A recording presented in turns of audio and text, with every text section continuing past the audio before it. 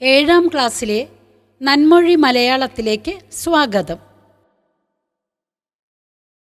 പാഠം 1. ആ പൂമാല.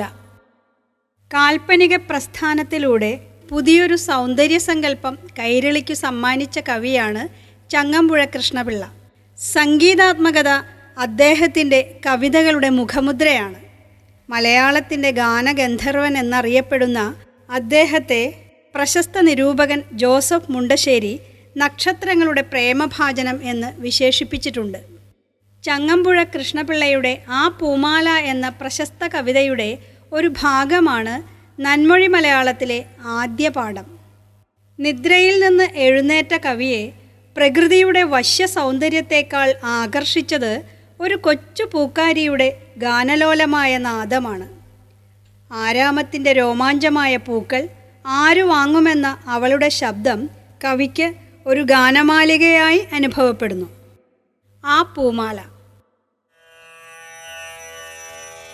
ആരു വാങ്ങുമിന്നാരു വാങ്ങുമീ ആരാമത്തിൻ്റെ രോമാഞ്ചം,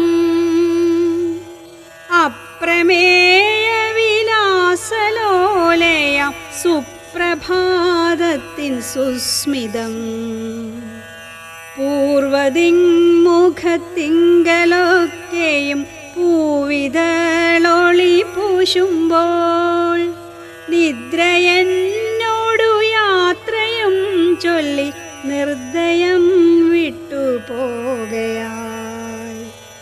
മന്ദചേഷ്ടനായി നിന്നിരുന്നു ഞാൻ മന്ദിരാങ്കണ വീഥിയിൽ, എത്തിയൻ കാതിലപ്പൊഴുതൊരു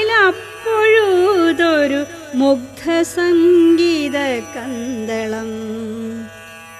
ആരു വാങ്ങുമിന്നാരു വാങ്ങുമീ ആരാമത്തിൻ്റെ രോമാഞ്ചം, പച്ചപ്പുൽക്കൊടി തുഞ്ചിൽ തഞ്ചുന്ന കൊച്ചുമാണിക്കല്ലുകൾ, ഞാനറിഞ്ഞതില്ലെന്തുകൊണ്ടെന്നൻ മാനസം കവർന്നീലൊട്ടും, അല്ലെങ്കിൽ ചിത്തമെങ്ങതാകാന കല്ലോലത്തിലലിഞ്ഞല്ലോ, ഗാനമാലികെ വെൽക വെൽക നീ മാനസോല്ലാസദായികേ,